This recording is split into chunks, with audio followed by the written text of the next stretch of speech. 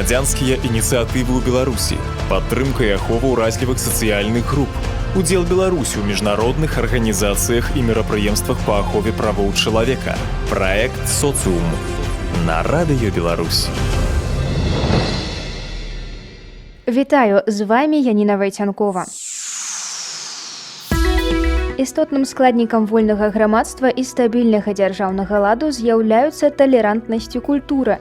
Менавіта такую задачу фарміравання культурнага і талерантнага грамадства ставіць перад сабой майстэрня сацыяльнага кіно. Гэтая некамерцыйная арганізацыя заклікана далучаць да мастацтва, а таксама дапамагаць людзям развівацца ў сферы кіно. Майстэрня займаецца вытворчасцю сацыяльнага кіно і рэкламы, падтрымлівае маладых кінематаграфістаў, прапануе адукацыйныя праграмы. Намеснік дырэктара майстэрні сацыяльнага кіно Канстантин Варабей раскажа нам пра дзейнасць гэтай установы і сілу ўздзеяння кіно і сапраўды важныя тэмы. Социум. Правы чалавека як індыкатар развіцця сучаснага беларускага грамадства. Давайте перейдем непосредственно к мастерской социального кино, немного поговорим о ней. Расскажите, пожалуйста, когда она появилась, какие направления деятельности у вас есть? Я знаю, у вас есть замечательные принципы мастерской социального кино. Расскажите немного о них и особенно о том, как они применяются на практике. Мастерская была создана в 2013 году. На самом деле это получилась очень такая череда совпадений, потому что есть Андрей Полупанов, который руководит киношколой в Минске, и была творческая группа, которой руководил я, и мы занимались созданием социальных роликов, такого социального контента. И в какой-то момент мы познакомились, и у меня была идея создать организацию, которая бы поддерживала и кинематографистов, которые готовы как-то работать с социальным контентом. И у Андрея была аналогичная идея, и на тот момент у него уже была зарегистрирована организация как раз под это, он как раз искал команду. Вот так мы случайно и сошлись, и вот уже 7 лет вместе работаем, и в принципе, то видение, которое закладывалось, оно, конечно, много раз корректировалось, потому что мы видели какие-то уже новые проблемы, более глубокие и в индустрии, и с социальной проблематикой, и мы пересматривали набор тем, с которыми работаем. Но, в принципе, у нас 3 основных направления. Это непосредственно производство и продюсирование контента, сюда входит и кино, и социальная реклама, то есть мы помогаем некоммерческим организациям создавать видеопродукты, которые продвигали бы их ценности или как-то привлекали бы общественность к их деятельности. Второе направление, оно образовательное. Оно направлено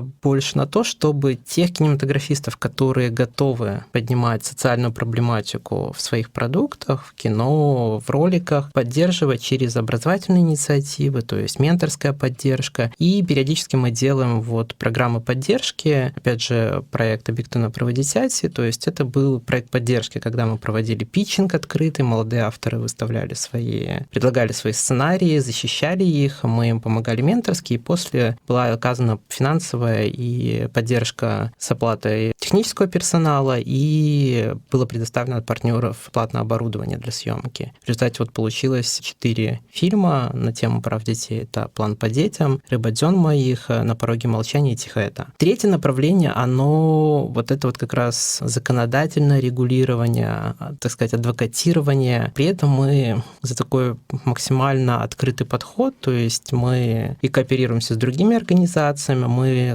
изучаем мнение молодых кинематографистов, потому что, опять же, они тоже должны быть вовлечены в процесс, какая будет политика в сфере культуры и кинематографии в будущем, потому что им с этим работать. И это 3 основных направления. По поводу принципов, да, мы сразу определили принципы, по которым мы работаем. Первое — это инклюзивность. У нас есть и отдельные программы для людей с инвалидностью, но мы по чуть-чуть стараемся интегрировать это в новые проекты без лейбла «инклюзия». То есть мы в первых 2 проектах, которые мы делали, во-первых, там тоже не было только людей с инвалидностью, они учились на равных с людьми без инвалидности, но мы понимаем, что так как у них нет возможности обучаться видео самостоятельно, то, следовательно, и уровень у них не будет для того, чтобы на равных работать с другими ребятами, которые могут спокойно поступить в Академию искусств или в киношколу. Поэтому мы работали с ними тогда, но сейчас сейчас мы уже стараемся людей с инвалидностью привлекать и в другие проекты, и вообще в целом мечта у нас, чтобы и цель, чтобы все проекты были доступны для людей с инвалидностью. Конечно, мы придерживаемся принципа гендерного равенства, потому что, действительно, есть профессии, которые, воспринимаются исключительно как мужские. Там, например, оператор, который носит камеру. Вот по поводу режиссера уже начинается разрушение этого стереотипа, и в некоторых проектах мы сталкивались, что у нас, наоборот, теперь больше девушек, чем парней. То есть мы стараемся держать такой паритет, и при этом не хотим, чтобы это было искусственно. То есть, конечно, если объективно у нас вообще нет заявок, то не значит, что мы будем набирать людей с улицы только из-за принадлежности к тому или иному полу. Но мы стараемся поощрять участие для того, чтобы не действовать стереотипно. Действительно оценивать по навыкам и держать некоторый такой паритет. Ориентируемся на международные практики. То есть у нас в принципах указано международное сотрудничество, потому что, действительно, мне кажется, то состояние и в плане освещения социальных проблем, и состояние кинематографа, оно позволяет нам брать лучшее из международных практик, привозить иностранных специалистов для того, чтобы обучать наших ребят, наших преподавателей и таким образом развивать индустрию. Мы за экодружественность. У нас в офисе мы отдельно собираем и бумагу, и в целом стараемся не использовать одноразовые материалы, и мы начинаем это внедрять в съемочный процесс, когда на площадке тоже мы отказываемся от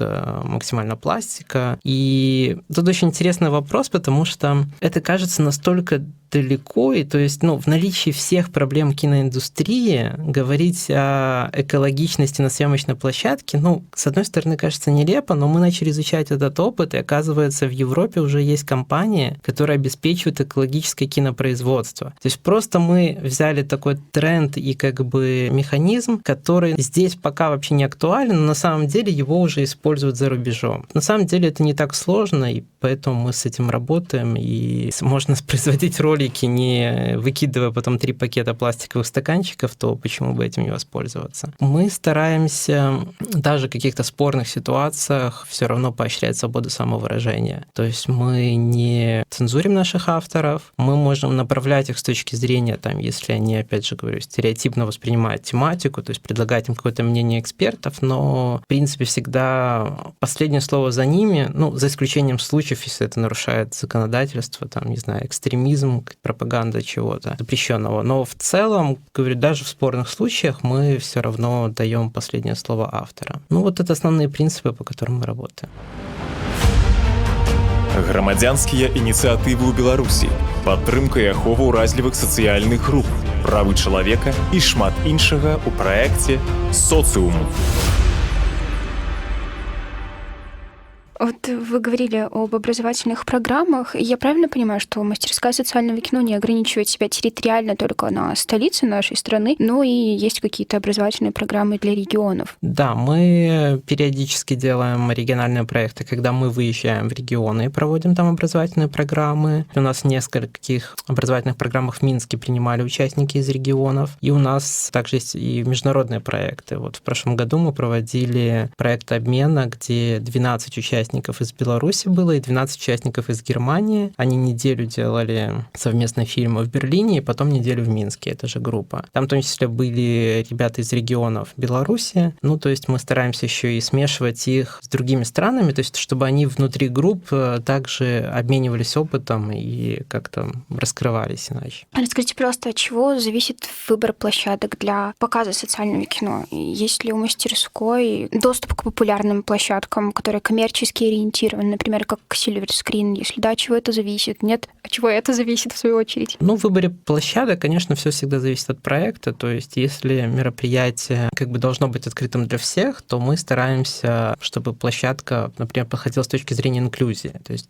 была безбарьерная среда. Это касается, в первую очередь, показов, потому что мы не ограничиваем, кто может прийти на наши показы. Чаще всего это зависит от продукта. Например, короткометражки по правам ребенка и по экологии, и этого проекта проекта белорусско-немецкого Movie Movement. Мы пока проводили показы в кинотеатрах. Тогда мы сотрудничали в 2016 году, был партнером проекта Арт-кинотеатр. Сейчас мы уже с 2019 года работаем с Silver Screen, и они оказывают нам такую поддержку, по сути, как спонсоры, потому что они эту площадку предоставляют бесплатно, поддерживая белорусское кино и социальное кино. То есть они выступают в качестве партнеров проекта. Безусловно, если это какие-то небольшие показы, либо работы только тех, кто начинает вообще развиваться в кино, то есть еще на таком уже не любительском, но и не профессиональном уровне, мы выбираем площадки на базе арт-пространств или конференц-зала отелей, и там проводим эти мероприятия. И, конечно, мы чаще всего, если у нас есть возможность, выбираем площадки инклюзивные, потому что, это действительно важно. Мы сталкивались с ситуациями, когда человек не может из-за того, что на коляске, но имеет интерес к теме, не может на этом мероприятии присутствовать, и это действительно обидно. Если у тебя есть выбор между двух площадок, конечно, лучше выбрать инклюзивную. Вы уже много раз упоминали о международном партнерстве. Каким образом оно осуществляется? Вы ищете партнеров или они сами вас находят? Есть ли какое-то сотрудничество с международными организациями? Вот как, например, объективно, насколько я помню, это в партнерстве с ЮНЕСКО было. Или при поддержке? Нет, объективно было при поддержке ЮНИСЕФ. Посольства Нидерландов и ЮНИСЕФ. ЮНИСЕФ, точно. Да, а при поддержке ЮНЕСКО у нас вот это Cinema Lab лаборатория, которую мы проводили. Чаще всего партнеров ищем мы, потому что многие страны и партнеры из них не знают вообще о существовании такой страны. И это, опять же, к проблемам индустрии возвращаясь, потому что мы не продвигаем себя как индустрию. И очень долго приходится объяснять, что у нас здесь происходит. И, конечно, партнерство, вот, например, с точки зрения кино, оно находится на таком очень базовом уровне, потому что, к сожалению, нам пока мало что есть предложить. То есть, если, не знаю, украинский, российский продюсер может просто предложить огромный пакет возможного партнерства, то у нас пока это находится больше в образовательной сфере и передаче опыта. Пока о совместном производстве договориться весьма сложно. В том числе из-за того, что у нас не ратифицирована конвенция о совместном кинопроизводстве. А если это социальные международные организации, которые работают, то здесь проще, потому что они все имеют представительство в Беларуси, и ЮНИСЕФ, и ПРООН, Международная организация по миграции, с которой мы работаем в рамках тех тем, которые мы поднимаем в проектах. То есть у нас в основном